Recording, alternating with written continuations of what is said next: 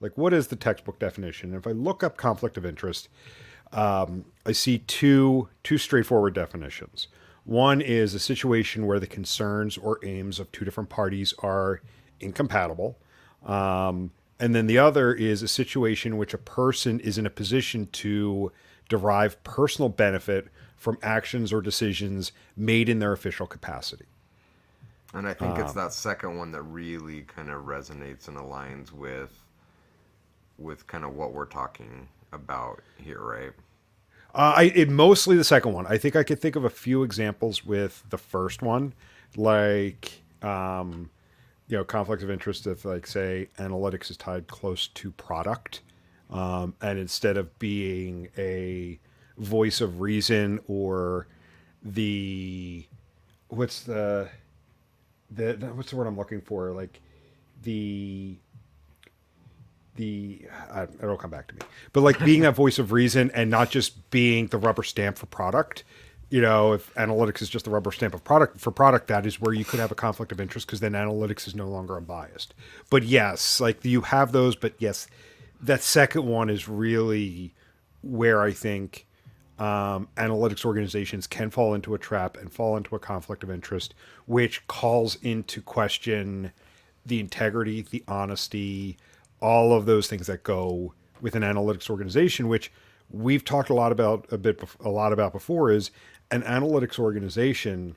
For them to provide the most value for a business, it's to be an independent voice outside of Yeah. the various organizations, IT, product, marketing, etc. Yeah, and not only is it an independent voice outside of the pressures of those organizations, which I believe we've talked about in past podcast episodes, because me personally, having worked client side and been in marketing and been in product and felt that pressure to conform to those organizations' best interests. It's a voice of reason, but overarching as analysts, we really have a duty to the data, to allow the data to speak for itself and not put our own biases into the data. And we see this all the time. And in fact, it's interesting that we're talking about this today. I think you had queued this episode up, and I then went and started several conversations on LinkedIn about this topic, but not kind of specifics without even remembering that we were going to be talking about it. We see this all the time in our day to day life with journalists and others using data and skewing it to match their worldview or their best interest to sell more clicks or more eyeballs.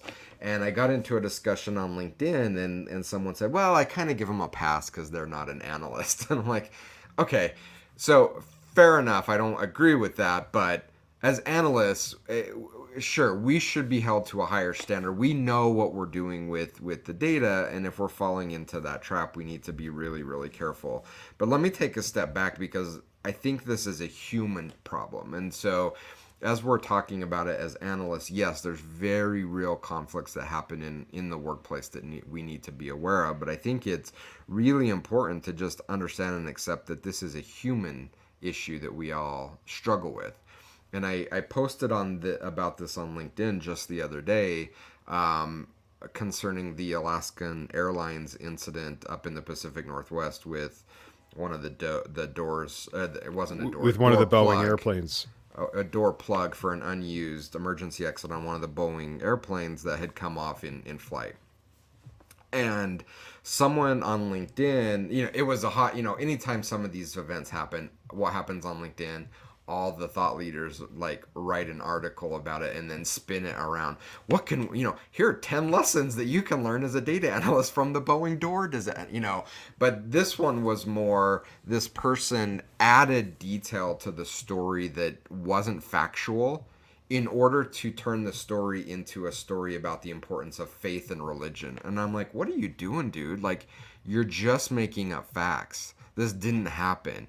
And he was called out on it, not by me. I wanted to, but I just observed. Someone called him out on it and said, I don't think this is true. I don't think that actually happened. And he's like, well, it didn't actually happen, but it doesn't really take away from the facts of the story. So I added it in there because it fits my belief system. I'm like, bro, But we do that as analysts, I think, subconsciously, and it's dangerous, right? We have this data, we have these beliefs about fill in the blank. You know, this is how we think our customers are interacting with our website. This is how we think they're adding items to the cart. And subconsciously, we're skewing the story, we're changing the data, we're massaging it in a way, we're adding facts that aren't there in order for the data to align with this worldview that we have about our customers, our website, you know, fill in the blank. And I think a lot of times, more often than not, when this happens is that analysts aren't being manipulative and they're not doing this for, you know, their own personal gain or the gain of their team. I think a lot of times it's happening subconsciously because we really want the data to say that thing even though it doesn't.